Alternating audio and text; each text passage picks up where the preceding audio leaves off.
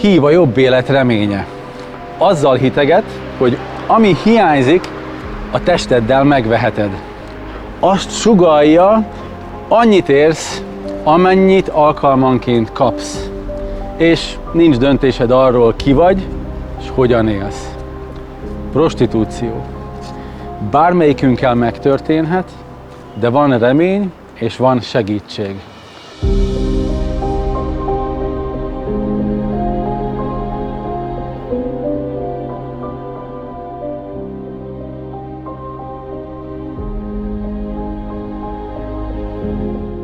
Webináriumunk második részének két vendége van. Az egyik Barta Ági színművész, a másik pedig egy különleges személy.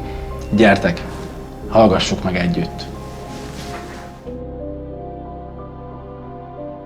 A beszélgetésünk alatt nem foglak a neveden szólítani, illetve el van torzítva hangod és az arcodat se látjuk. Kérlek, meséld el, hogy ez miért fontos, hogy megőrizd az anonimitásodat, és mesélj egy kicsit a munkádról, illetve hogy mi az üdvhadsereg. Hát az üdvhadsereg, ez egy missziós társaság, és ez egy mozgalom. A keresztény egyházak között végezzük ezt a szolgálatot. Célunk segíteni az embereknek. Úgy kell elképzelni ezt az üdvhadsereget, mint a katolikus egyházon belül a jezsuita szerzetes rendet. Ugye ez egy missziós társaság vagyunk mi is, mi a protestáns egyházon belül végezzük a szolgálatunkat.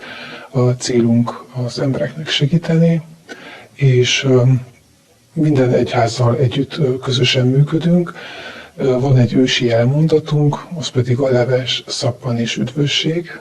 Ez azt jelenti, hogy levest adunk, kielégítjük a fizikai szükségleteket, utána szappant, az emberi méltóságukban állítjuk helyre az embereket, és ezt követően, amikor ez az első két feltétel teljesül, beszélünk az Isten szeretetéről.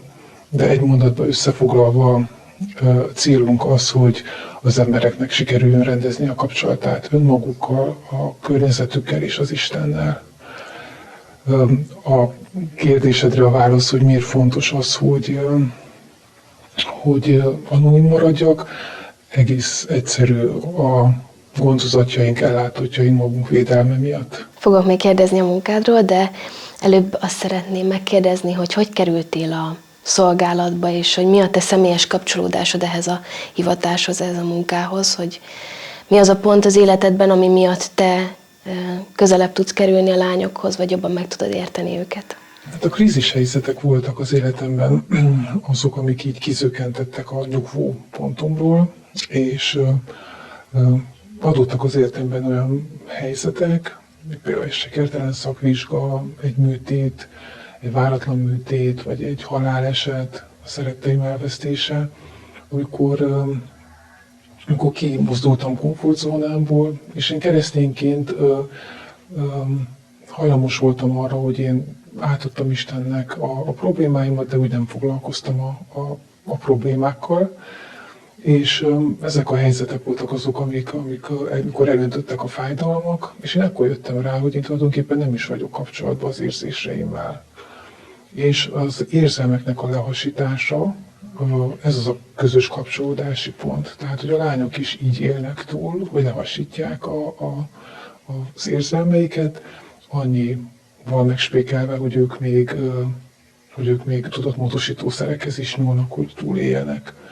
Úgyhogy nekem gyakorlatilag ez volt az a pont, amikor rájöttem arra, hogy tehát nem vagyok hiteles, és nem vagyok szervesen egységben integrálva önmagammal, és ez egy nagyon nagy belső feszültséggel is jár, és azzal, hogy én szembenézek ezekkel, és szabaduljak ezekből, és felvállaljam, ehhez kellett nekem a szabadulás, meg a gyógyulás a megkötözöttségekből, ezekből a függelékekből, és ezt pedig tényleg egyedül csak Jézus Krisztusban tudtam megtalálni, és körülbelül így tudnám összefoglalni egységbe.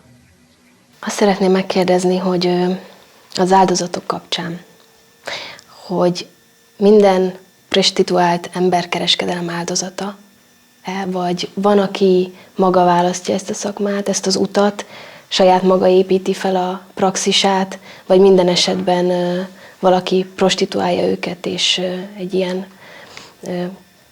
függőségi viszonyban élnek a lányok. Hát nagyon megoszlanak a vélemények ezzel kapcsolatosan. Én azt mondom, hogy nem mindenki áldozat. Már csak azért sem, mert hogyha áldozatnak titulálom őket, mindenkit, akkor ezzel egyrészt meg is tartom az áldozat szerepében őket, ezzel degradálom őket, és szakmai szempontból is nagyon fontos ezt tudatosítanom, mert hogyha őt áldozati szerepbe tartom, akkor magamat automatikusan egy megmentő szerepbe helyezem, és ez nagyon veszélyes, mert olyan felelősségeket veszek át, ami nem az én felelősségem. De ugyanez vonatkozik egyházi szinten is, hogy nagyon fontos ezt is tisztán látni, hogy nem az egyház, nem az üdvhadsereg a megmentő, mert mindannyian lelkisérültek vagyunk, és mindannyian gyógyulásra szorulunk. Tehát van ez a része is, tehát nekem ez a megközelítésem áll közelebb hozzám, de persze nem azokról beszélek, akiket megtörnek identitásában, és becserkésznek, és becsapnak, tehát van ez a réteg is sajnos, akik áldozattá válnak, és ez nem kérdés, hogy ők természetesen áldozatok. Kérlek, mesélj arról, hogy mi jellemzi az áldozatokat, illetve az elkövetőket, ez esetben a klienseket, akik megvásárolják őket.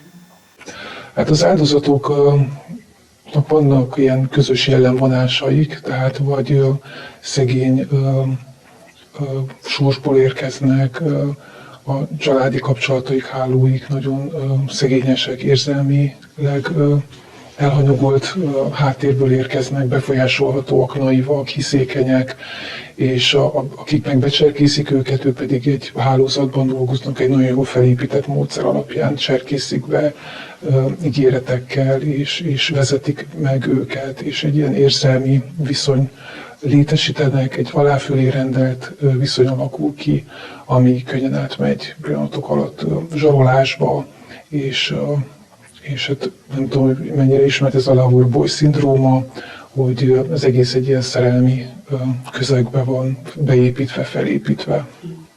És ezek a lányok nagyon hiszékenyek, és utána, miután kialakul ez az érzelmi kötődés, utána pedig megtesznek mindent a kapcsolatukért azért, hogy ne hagyják el őket, tehát egy függőség is kialakul, és utána megteszik azt a szívességet, hogy kiállnak. Ami pedig a felhasználói oldalt illeti, azok nagyon-nagyon átlagos, hétköznapi emberek, luxusautókkal érkeznek, gyerekülés van hátul, ezek lehetnek orvosok, ügyvédek, akikről nem is gondolnák a hétköznapi átlagember. Tudtommal a nemzetközi hálózatban dolgozol. Kérlek, mutasd be a munkádat, és hogy ti hogy végzitek a feladataitokat Magyarországon. Igen, 2013-ban a Nemzetközi Üdvhadsereg kiépített egy hálózatot. Ez azt jelenti, hogy Európa 26 országában, ahol jelen van az üdvhadsereg, minden országban kijelöltek egy felelős személyt, aki az emberkereskedelem elleni fellépés munkájáért felel.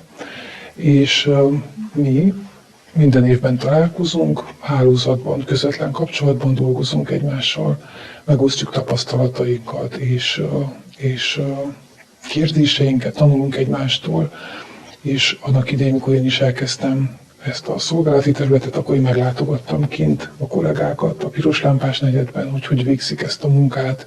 Hollandiában, Zürichben voltam, és ott könnyű volt így rácsatlakoznom egy meglévő hálózatra. De itt Magyarországon is hálózatban dolgozunk, tehát ez sem egy egyszemélyes alapítványi szolgálat, hanem karöltve dolgozunk, megosztjuk egymás között a feladatokat, így a Névtelen-utak Alapítvánnyal dolgozunk nagyon szorosan, az IOM, a Nemzetközi Migrációs Szervezettel is, baptista szeretett szolgálattal, tehát van keresztény pszichológusunk is, tehát hogy addiktológiával is szoros kapcsolatban vagyunk, tehát hogy ez körülbelül így épül fel. De van 3 alappillére a szolgálatunknak itt Magyarországon. Van ez az utcai megkereső szolgálatunk, van a befogadó állomásunk, ezen kívül pedig preventív figyelemfelhívó kampányokat tartunk, iskolákba megyünk, érzékenyítjük a gyerekeket a modernkor rabszolgasság veszélyeire. Van egy kollégám, úgyhogy ketten végezzük ezt a szolgálatot. Az ő feladata, felelőssége az iskolai preventív munka, de ezen kívül pedig munkamegosztással dolgozunk a megkereső szolgálatban is, és a befogadó állomáson is. És a megkereső szolgálat alatt ez hogy képzeljük el, hogy telik egy éjszakátok? Már 5. éve rendszeresen jelen vagyunk az utcán, Budapest türelmi zónáiba, felkeressük a lányokat, meghatározott napokon, tudják, a lányok várnak bennünket. Nagyon egyszerű szolgálat. A jelenlétünkön keresztül próbálunk bizalmat építeni, hidat építeni, az önértékelésüket próbáljuk visszaadni, hogy értékesek, fontosak számunkra, külön választjuk az embert a cselekedetétől, tehát hogy egyszerűen ezt közvetítjük szavak nélkül is, ezen kívül forró levest, meleg teját, kávéval kínáljuk őket, édességet kínáljuk, viszünk ártalomcsökkentő csomagot, és ezen kívül pedig beszélgetünk, tehát jelen vagyunk, és meghallgatjuk őket. Értem, és az éjszakai szolgálat alatt nem féltek, hogy nem, gondolom jelen vannak esetleg a futtatók is, hogy ez nem egy veszélyes szolgálat? Jogos a kérdés, természetesen van egy ilyen egészséges fenntartás mindannyiunkban, de én azt gondolom, hogy így az évek alatt már így elfogadták a jelenlétünket, és nyilván, hogy ismernek már így bennünket. Nagyon jó beszélgetések jönnek létre a lányokkal, tehát kísérjük szinte az életüket, benne vagyunk az életük eseményeiben. Volt egy alkalom, amikor egy leány pont aznap vesztette el az egyik közeli hozzátartozóját, és ott sírt. Tehát, hogy csak egyszerűen jelen vagyunk, és meghallgatjuk őket. Tehát ez egy nagyon belső, zárt világ, úgyhogy ebbe engednek betekintést a lányok, úgyhogy nekünk ez egy megtiszteltetés. És mi a kiút? Hogyan kérnek segítséget a lányok? Tudják, hogy tőletek konkrét segítséget is tudnak kérni, és nem csak a beszélgetés szintjén, a támogatás szintjén vagytok jelen, hanem esetleg ennél többe is tudtok nekik segíteni. Igen, tehát a lányok tudják azt, hogy ha baj van, vagy hogyha segítségre van szükségük, akkor milyen telefonszámot hívjanak, tehát mi is irányítjuk őket, mi közvetlenül nem fogadjuk be, de mi is működtetünk egy befogadó állomást, tehát hogyha külföldről irányítanak haza lányt, vagy más szervezet irányít hozzánk lányokat, akkor mi is működtetjük ezt a befogadó állomást. Ez gyakorlatilag abból áll, hogy elég hosszú az út, amíg egy lány döntést mer hozni, és úgy dönt, hogy akkor kilép és maga mögött akarja hagyni ezt az életet, és erre vannak ezek a befogadó állomások, és egy olyan támogatói közeget próbálunk biztosítani, ahol újra gondolják az életüket és döntést hoznak. Mi ott vagyunk, jelen vagyunk és támogatjuk őket. Nincs semmi nyomás, elvárás, van pszichológusunk, és aki pedig úgy dönt, hogy akkor igen, neki áll ennek a változtatásnak, akkor pedig pszichológushoz irányítjuk. A Névtánutak Alapítvány működtet egy speciális rehabilitációt a hölgyeknek, a lányoknak, oda küldjük őket, addiktológiára is. Van egy olyan részlegünk is, hogy ahhoz, hogy elkezdjék a rehabilitációt, ahhoz rehabilitálható állapotba kell kerüljenek, és ez pedig azt jelenti, hogy vagy 2 hét, vagy 2 hónap abszinenciát kérnek, de hogy ezt valahol ki kell várni, és ezt valahol le kell tölteni. Úgyhogy nagyon sok olyan helyzettel találkozunk, amikor többször nekifutnak. És ezt akár egy ilyen befogadó állomáson is végigcsinálhatják, ezt az 1-2 hónapot? Igen, ezt a kivárást, tehát hogy ott vagyunk, és akkor hogy rehabilitálhatóak legyenek, akkor ezt itt nálunk. És ez konkrétan, hogy képzeljük el, ezek olyanok, mint egy otthon, vagy egy, nem tudom, kollégium, most hirtelen egy kicsit banális a példa, de az jut eszembe róla. Igen, hát egy olyan közeget, hogy egy külön fürdőszoba, külön szoba van, teljes ellátást biztosítunk, tehát nem kell fizetni, ezért pont ezt a terhet akarjuk levenni róluk, hogy nem kell fizetni a lakhatásért, nem kell aggódjanak a rezsi fizetése miatt, hanem tényleg önmagukra összpontosíthatnak, és hogyha eljutnak erre a döntésre, és tényleg úgy döntenek, hogy elkezdik ezt a rehabilitálódást, akkor ez egy nagyon, de nagyon kemény munka, nagyon hosszú munka, és ebben támogatjuk, és ezért vagyunk. Muszáj megkérdezni, mert nagyon érdekel, hogy így a pandémiás időszakban hogy alakult a prostituáltak helyzete, ez az egész emberkereskedelem, javult a helyzet, vagy inkább romlott? Mik a tapasztalatok? Hát sajnos megnövekedett, tehát azzal, hogy lezárták a határokat, úgymond bedugult az ország, úgyhogy bent szorultak, bent rekedtek a lányok, és ez pedig megjelent abban, hogy megjelentek az utcán, nagyon sokan voltak, szinte megduplázódott, majdnem megduplázódott, és azzal, hogy nem csak az országot, a határokat zárták le, hanem ugye kijárási korlátozás is volt, így pedig akkor még jobban besűrűsödtek. Úgyhogy eddig ilyen 3 műszakban dolgoztak a lányok, most nyilván még jobban össze vannak szorítva, úgyhogy nagy a feszültség is közöttük, és feszültek. Tehát nyilván a felhasználói oldal is feszült, és nem veszik annyira igénybe ezt a szolgáltatást, óvatosabbak.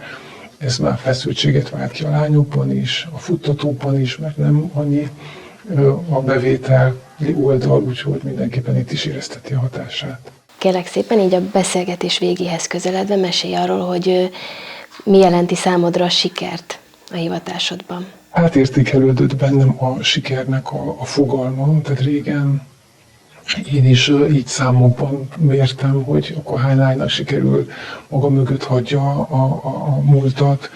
Aztán ezt látva a közelebbről a lányoknak az életét, most már azt tudom, hogy minden egyes nap egy siker a lányok életében, tehát látva azt a küzdelmet, látva azt a mindennapi fennmaradást, ez mély tiszteletet ébreszt bennem. Tehát, hogy így másképpen fogalmaznék, sikernek nevezzem azt, hogyha nem függelékei más embernek, hanem tudják saját szabad akaratukból építeni az életüket.